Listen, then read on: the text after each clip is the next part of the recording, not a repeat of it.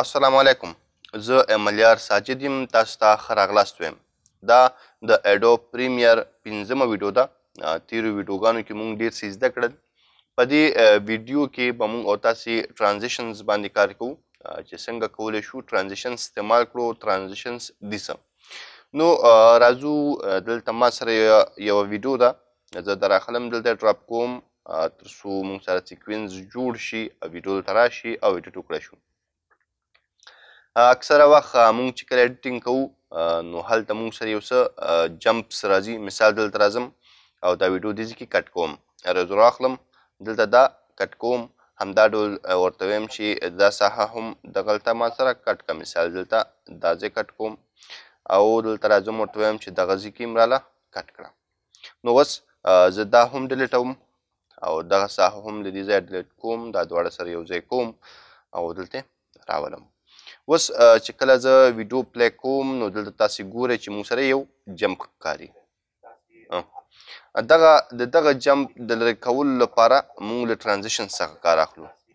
دا خو ډېر کم دی، داسې خاص نه ښکاري، خو بعضې وخت چې کله موږ ویډیوګان ایډیټ کوو هلته داسې یو جمپس وي چې هغه ډېر بد لګي او ښه نه ښکاري. د هغه د پټولو لپاره موږ له ټرانزیشن څخه کار اخلو. او یا کله چې موږ دوه عکسونه یو ځای کوو یا د عکسونو یو البم جوړوو سندرې سره، د هغه عکسونو منځ کې چې کوم افیکټس اچول کېږي هغه ته ټرانزیشنز ویل کېږي.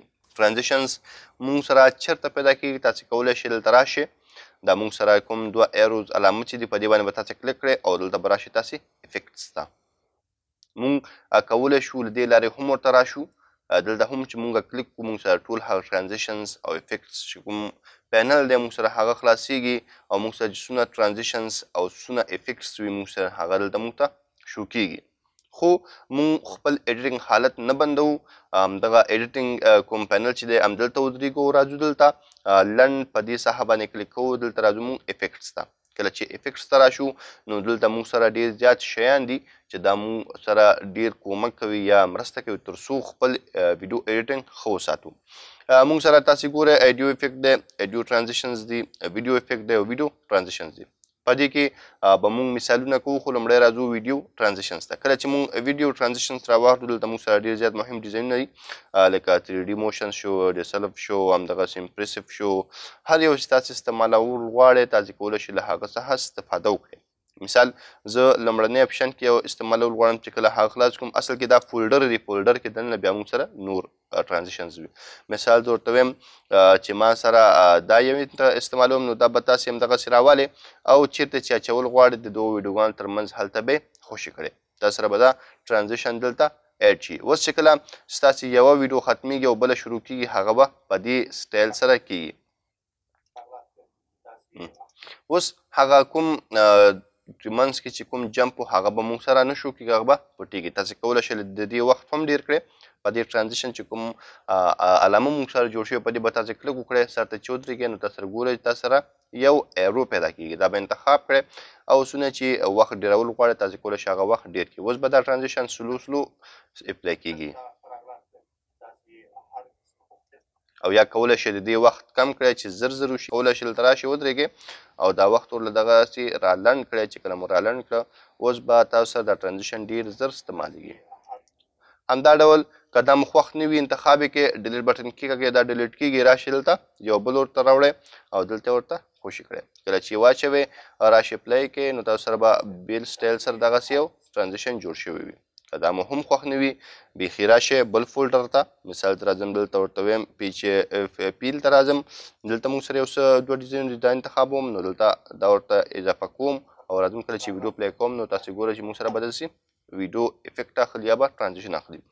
او یا راځو دلته موږ سره اریز په نوم باندې دی، دلته ورته کراس دا یو انتخابو. دلته راشو او چې کله بیا ویډیو پلی کوو نو موږ سره به داسې یو دغه کېږي. تاسې به پرې پوه هم نه شئ خو حاصل کې هغه شی موږ نه ورک کېږي او موږ بیا په هغه جمپ باندې نه پوهېږو.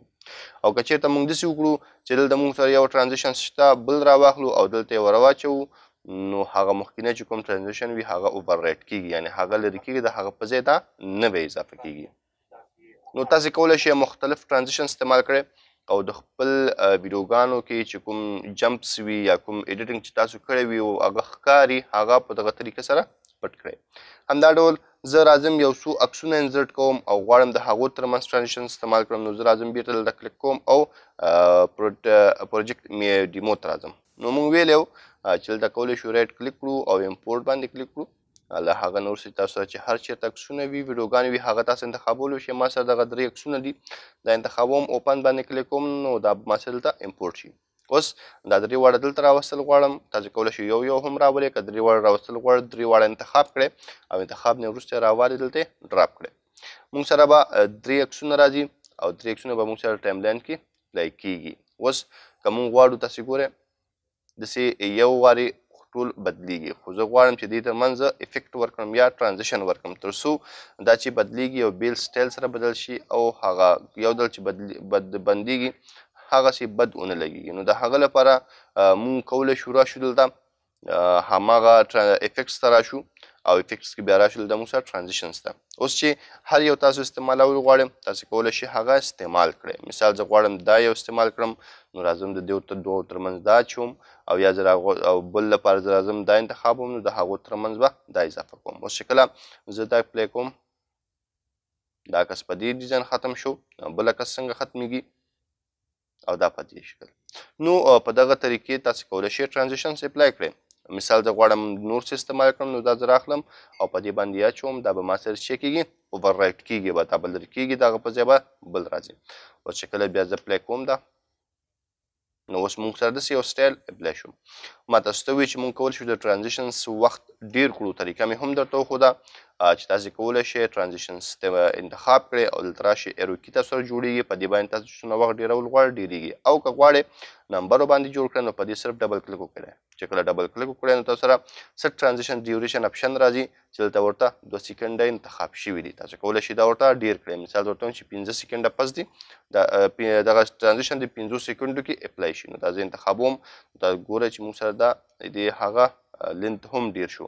همدغسې راځم دې یو ته ډبل کلیک پرې کوو او ورته وایم چې د دې د ټرانزیشن وخت چې هغه د 3 سیکنډه انتخابوم صاحب. اوس راځم کله چې دا ویډیو پلی کوو مونږه نو دونه په رو سره به دا مونږ سره کار کوي. که دا وي نو دا به مونږ سره په دونه رو حالت سره یا په سلو ډول سره به بدلیږي. نو دا مونږ سره و ویډیو کې د ټرانزیشن استعمال. په بله ویډیو کې به مونږ تاسې افیکټس باندې کار کوو، ویډیو افیکټس څه کار کوي. تر بیا چې زه راځم تاسې په خدای سپارم چینل سبسکرایب کړئ، د بیل آیکن کېکاږئ، ملګري چینل ته رابلئ، کوشش کوئ ویډیوګانې آنلاین ګورئ. د خدای په امان.